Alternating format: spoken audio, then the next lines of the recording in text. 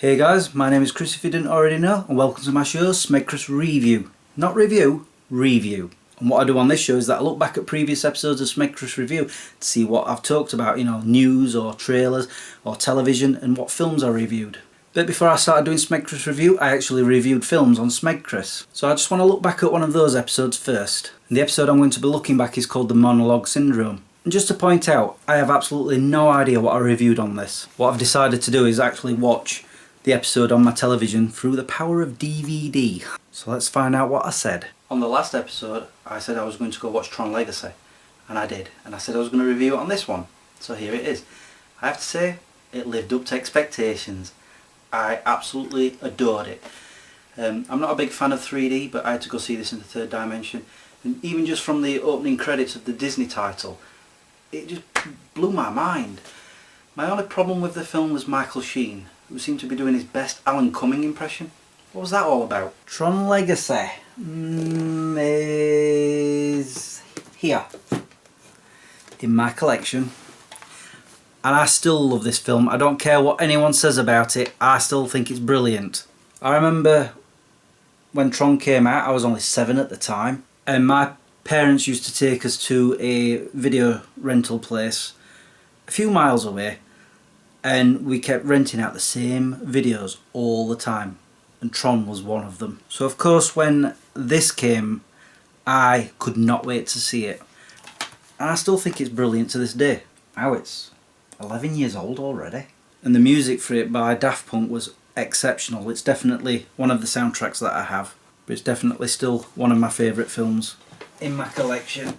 Let's see if I said anything else. And that leads me now to the top 5 films of the year 2010. 5th place, it's Toy Story 3. This surpassed the original 2 by a mile. So I was actually doing the top 5 at that point, before I actually started doing it on SmegChris Review. And the reason I haven't done one since the end of 2019 is because, not been to the cinema that much, so there's just no point me doing lists. But Toy Story 3, right there. In 4th place, the aforementioned Tron Legacy. Amazing 2 hours of life to waste. Like I say, Tron Legacy. In 3rd place, it has got to be Inception. The plot, the special effects, the amazing cast, all put together with an amazing director. Superb is the only way to describe this film, and I totally recommend it. I promise, Inception is down there, I've still got it, and I still love it. In 2nd place, it's Scott Pilgrim vs. the World. This is a wacky, off-the-wall, outside-the-box comic book movie that had me laughing and cheering all the way through. If you've not seen it, please, I implore you, go see it. Scott Pilgrim vs. the World? Right there. So what was 1st place? I've got a feeling I know where it is. In 1st place, has to go to the most entertaining film I saw all year. Kick-Ass. And I just can't get enough of that film. And the best thing I've heard all week? There's a sequel on the way. Oh yes! And Kick-Ass is down there with Kick-Ass 2. The thing is, now that I think about it, I would actually put Scott Pilgrim as number 1 and then Kick-Ass as number 2. Because I have watched Scott Pilgrim vs. the World more times than Kick-Ass over the years. I know that for a fact because I love that film. Is there anything else I said on this before I turn it off? Okay, so there was nothing else on that video, so now I'm going to go on to SmegChris Review episode 3. I know what film I reviewed, but before I get to that, let's see what else I said first. As a massive Kevin Smith fan, I've been waiting for his new film, Red State, ever since he announced it. When I say I'm a massive fan, I mean I've loved every single one of his movies, even the ones that people seem to not like, such as Mallrats, Jersey Girl, and Zack and Miri Mecapono. So imagine my excitement for this new one.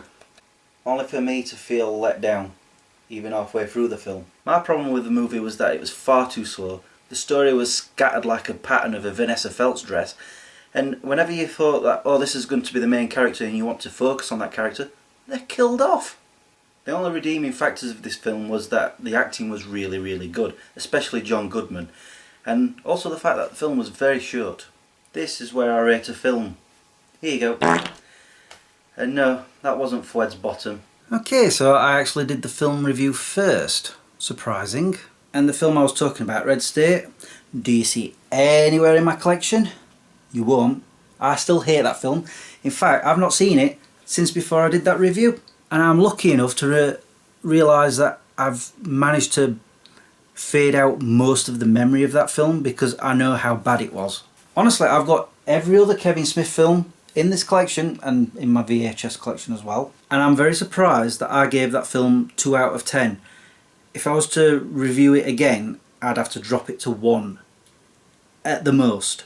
And the other thing that surprised me watching that was John Goodman was in the film. I'd completely forgotten. So yeah, that's one of those rare films where I regretted going to the cinema to watch. Let's see what else I said on this episode. Another of my favourite directors has got a new film coming out soon, Steven Spielberg. And it's about time too.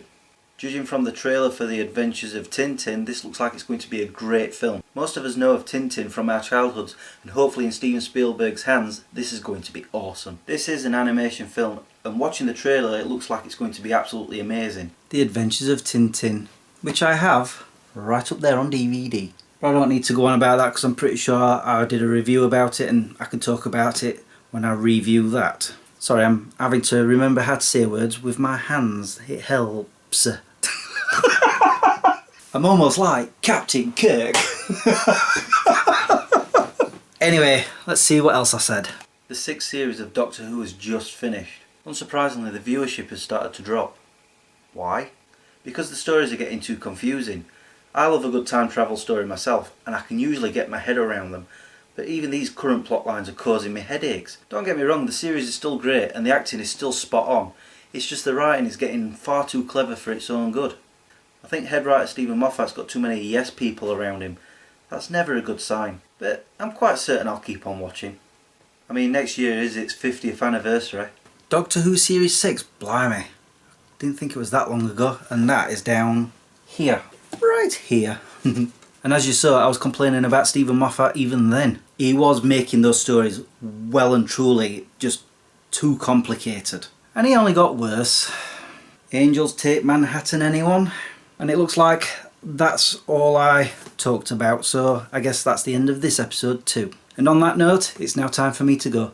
All that's left for me to say is thank you for watching and subscribing if you have, and liking this video if you did. Until the next time, peace out.